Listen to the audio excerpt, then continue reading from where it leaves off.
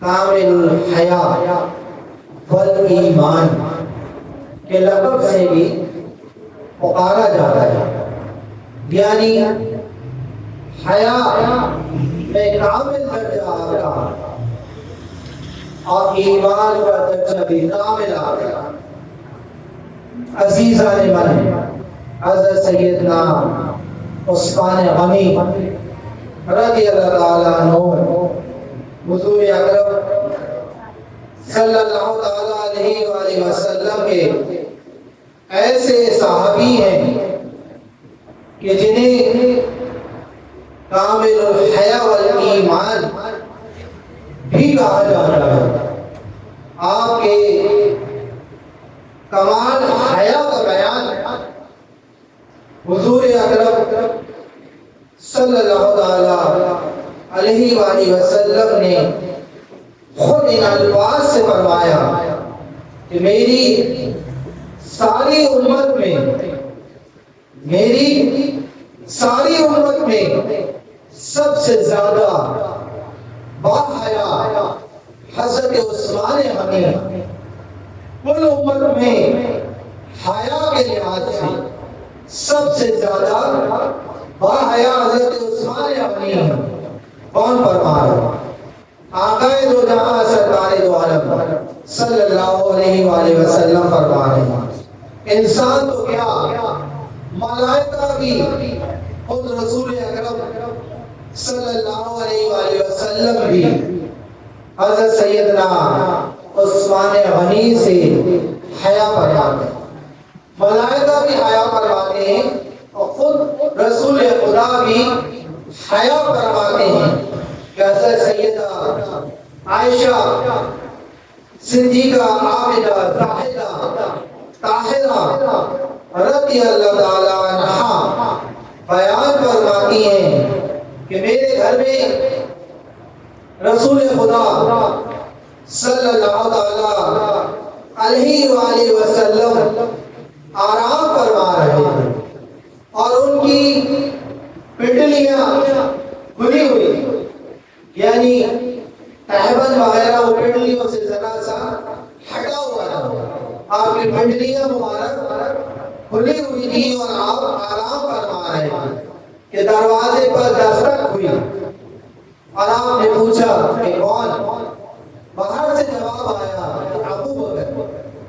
آپ نے فرمایا کہ اندر تشریف لے آؤ، اور آپ اسی انداز سے بیٹھے رہے، پنڈلی بھی کھلی رہی اور جس طرح سے آپ آرام فرما رہے ہیں اور اسی انداز سے بیٹھے رہے۔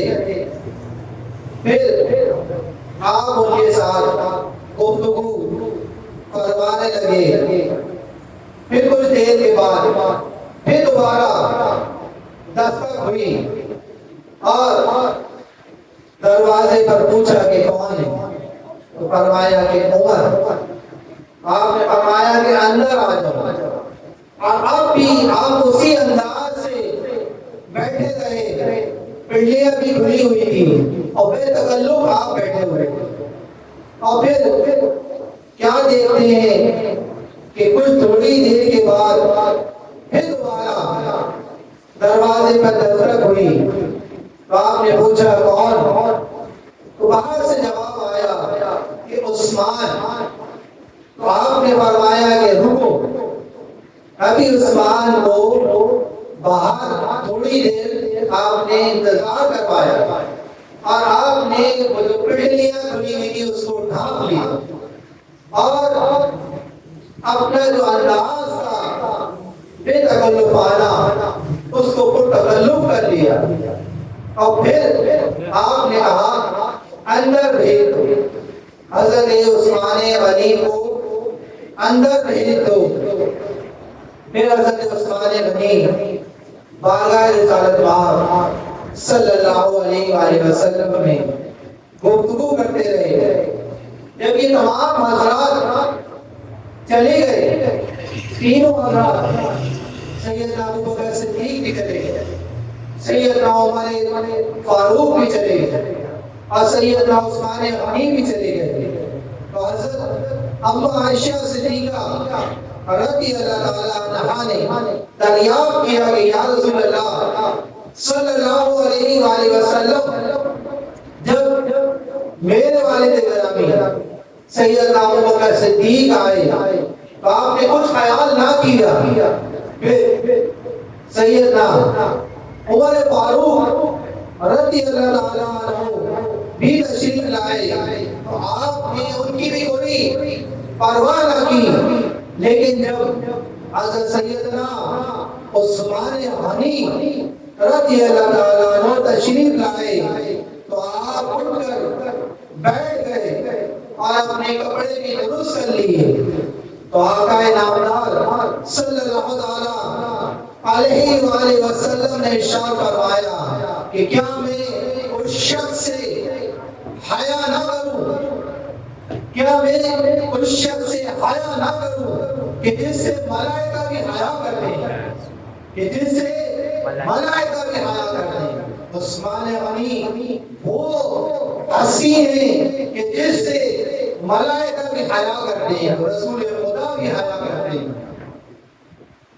جب حضور نور مجسم سرکار دو عالم صلی اللہ علیہ وآلہ وسلم نے انصار و مہاجرین کا آپس میں بھائی چارہ کا عقد فرمایا، مہاجرین اور انصار نے بھائی چارہ قائم فرمایا، تو حضرت سیدنا عثمان غنی رضی اللہ تعالیٰ عنہ بھی وہاں موجود تھے اور اتفاقاً آپ کے سینہ مبارک سے کرتا ہٹ گیا، سینہ مبارک سے کرتا مبارک آپ کا ہٹا تو کچھ جسم کا حصہ ظاہر ہوا، اور اس مجلس میں جتنے فرشتے موجود تھے وہ تمام کے تمام ہٹ گئے، تمام فرشتے اس مجلس سے ہٹ گئے، تو حضور نبی کریم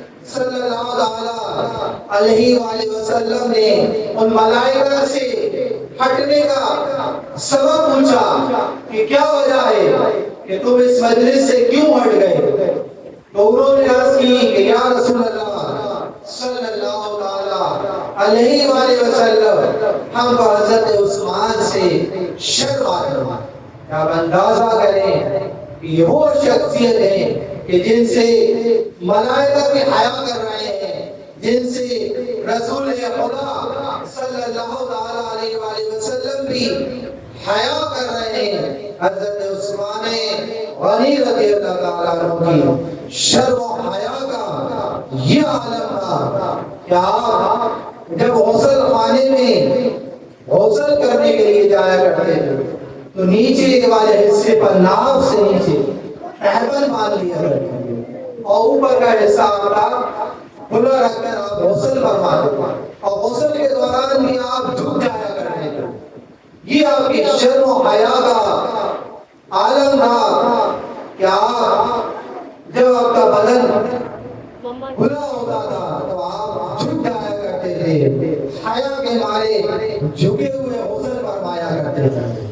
یہ آپ کی شرم و حیا کا عالم تھا کہ آپ اپنے آپ سے بھی حیا فرمایا کرتے تھے، تو پھر کیوں نہ انسان، فرشتے اور خود رسول خدا صلی اللہ علیہ وآلہ وسلم ان سے حیا فرمائیں۔ اور جرد و صفا کے بھی آپ پیکر تھے، اس قدر آپ کی ذات کے اندر جود و صفا بدرجہ عدم موجود تھا۔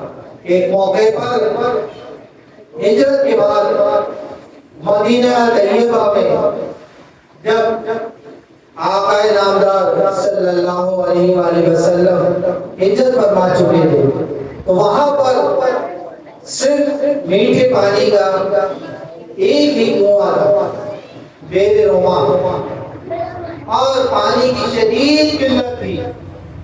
میرے آقا صلی اللہ علیہ وآلہ وسلم نے اپنے صحابہ سے فرمایا کہ کوئی ہے جو اس کنویں کو خرید کر مسلمانوں کے لیے وقف کر دیا۔ حضرت سیدنا عثمان غنی رضی اللہ تعالیٰ عنہ نے اس کنویں کو خرید کر مسلمانوں کے لیے وقف کر دیا۔